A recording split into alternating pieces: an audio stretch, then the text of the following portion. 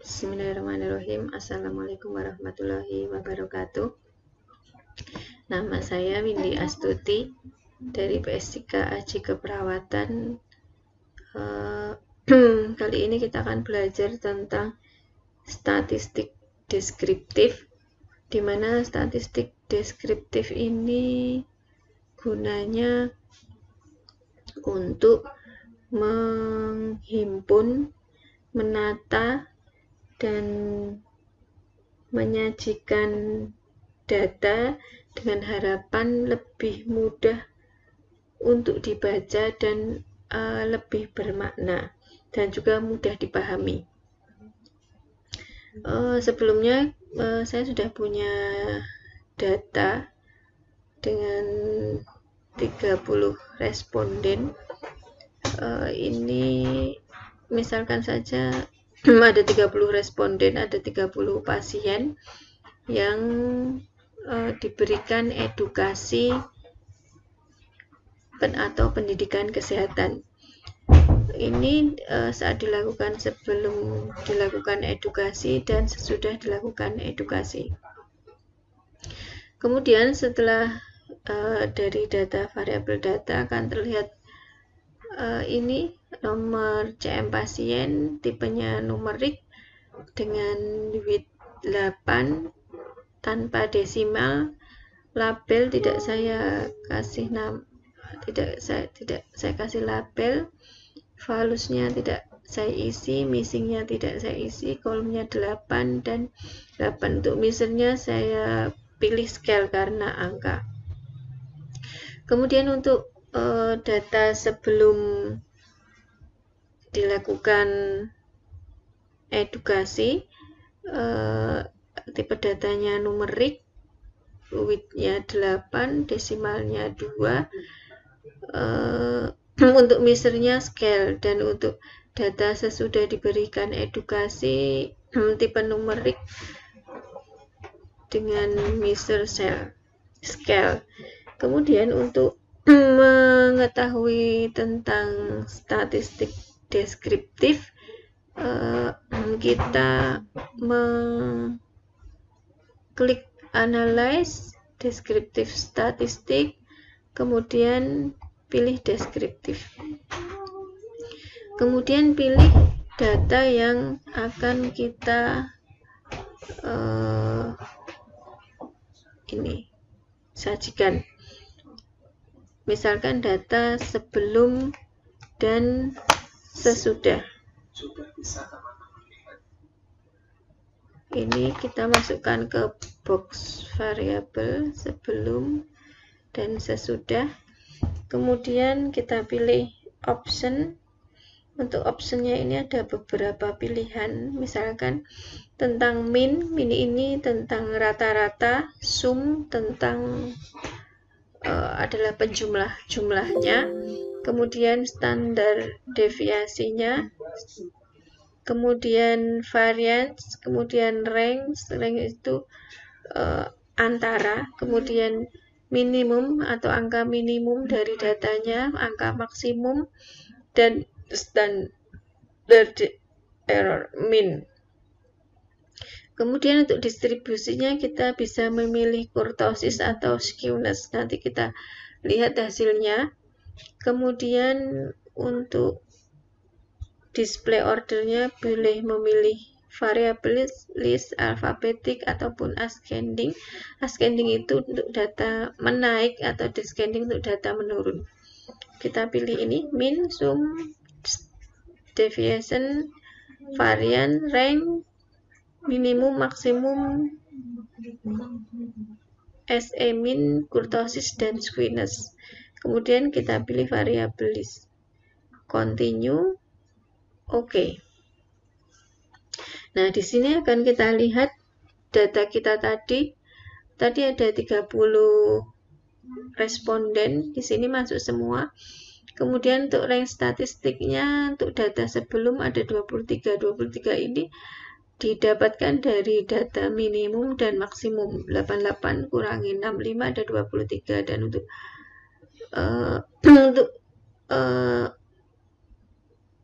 jumlah dari keseluruhannya ada 2189. Tadi dari angka hasil sebelum dilakukan edukasi 2189. Kemudian untuk rata-ratanya ada 72,9 dan standar errornya 0,89. Kemudian untuk standar deviasi statisnya ada ini. Kemudian varian statistiknya ada ini, dan untuk tadi squamous dan kurtosis kita lihat kekuatannya. Kemudian untuk sesudah masih sama, ada jumlahnya 30 dan range statistiknya ada 15. Ini didapat data dari maksimum 90 dan minimum 75, ada 15 range-nya. Kemudian untuk sumarinya ada 2478 dan untuk rata-ratanya ada 82,6 dan standar errornya 0,7. Kemudian standar deviasinya ada 3,8, variannya 15, dan ini untuk hasil tadi squamous dan kurtosis.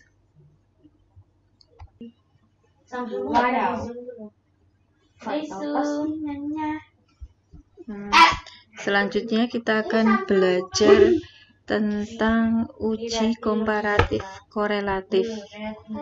Untuk uji komparatif korelatif ini kita menggunakan ANOVA atau singkatan dari Analysis of Variance atau uji kesamaan rata-rata atau uji T.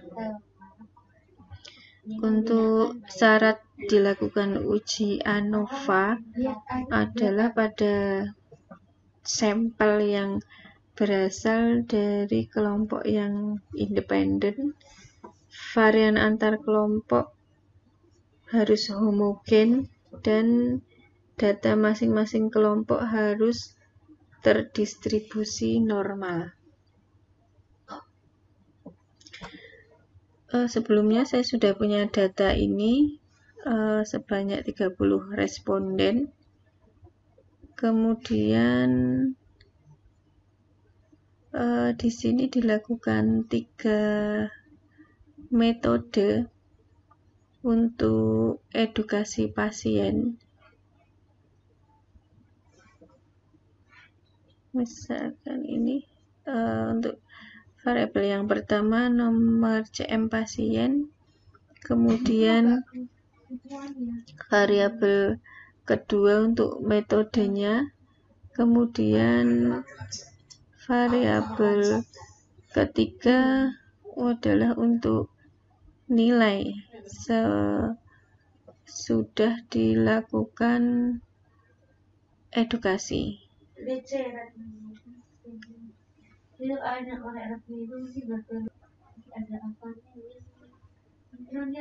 Kemudian dari data ini misalkan karena edukasi itu ada beberapa macam, mungkin kita bisa membuat beberapa metode.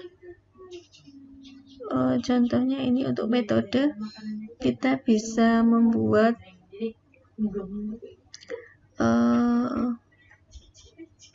untuk labelnya diberi label metode edukasi. Kemudian di sini kita bisa mengisi, memilah-milah, misalkan tadi untuk 10 peserta menggunakan metode lisan, untuk 10 peserta kedua menggunakan metode praktek, dan 10 metode, dan untuk 10 pasien ketiga dilakukan edukasi lisan dan praktek. Caranya di sini diberi angka, terus kemudian diberi labelnya, metode lisan, metode praktek, dan untuk yang ketiga lisan dan praktek. Kemudian kita oke. Kemudian untuk measure-nya bisa pakai nominal, dan scale. Kemudian untuk uji ANOVA-nya, klik Analyze, Compare Means, kemudian klik One Way ANOVA. Kemudian kita pilih untuk yang akan kita uji ANOVA-nya. Tadi misalkan yang nilai kita masukkan ke box, kemudian untuk metode edukasi dimasukkan ke faktor, kemudian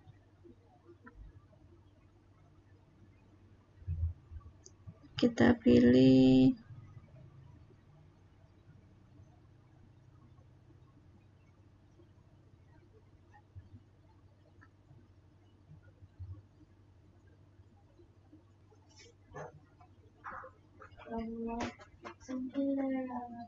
kemudian aktifkan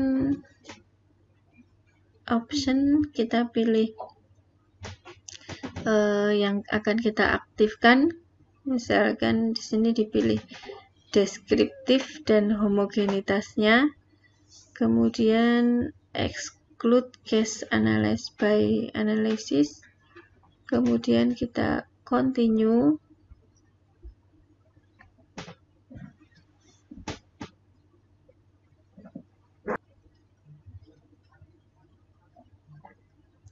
Untuk homogeneity ini untuk mengetahui datanya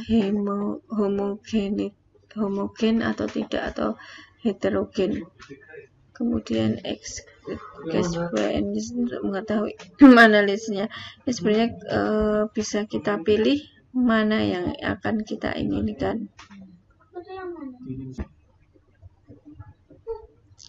Kemudian kita klik post hoc. Nah, pastikan Bonferroni ini aktif. Kemudian kita bisa memilih equal variant not assumed, berarti ada yang tidak diasumsikan. Kita pakai James Howell. Kemudian untuk signifikan levelnya memakai 0,05. Kemudian kita klik continue, kemudian OK.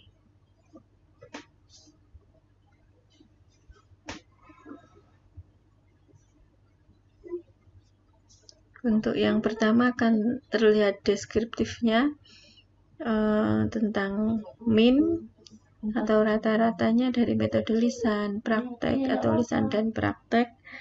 Kemudian standar deviasinya, kemudian standar errornya, kemudian ini lower bound, upper bound, dan angka minimum dan maksimumnya akan terlihat. Kemudian ini untuk totalnya.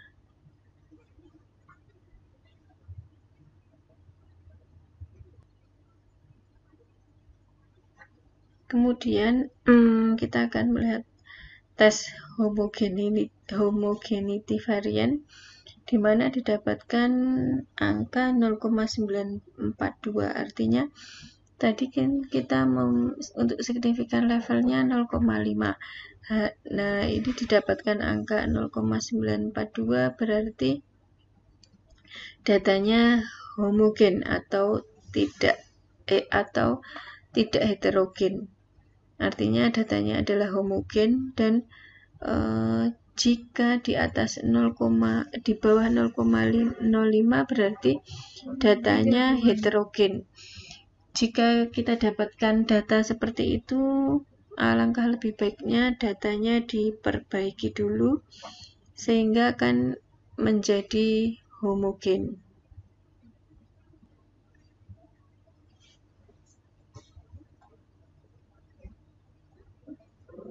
Kemudian untuk uji ANOVA-nya akan kita lihat di sini didapatkan angka 0,65.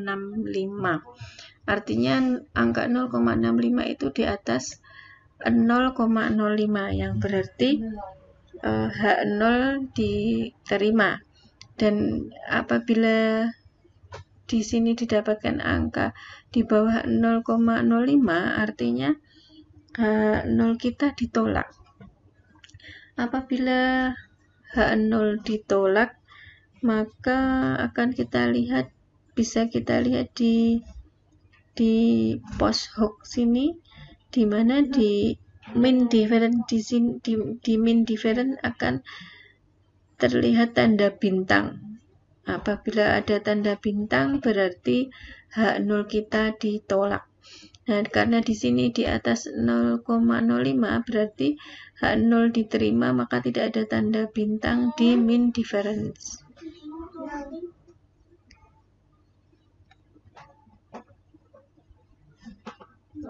Demikian tentang statistik deskriptif dan uji komparatif korelatif dengan menggunakan ANOVA. Terima kasih atas perhatiannya. Wassalamualaikum, alhamdulillahirabbil alamin. Wassalamualaikum warahmatullahi wabarakatuh.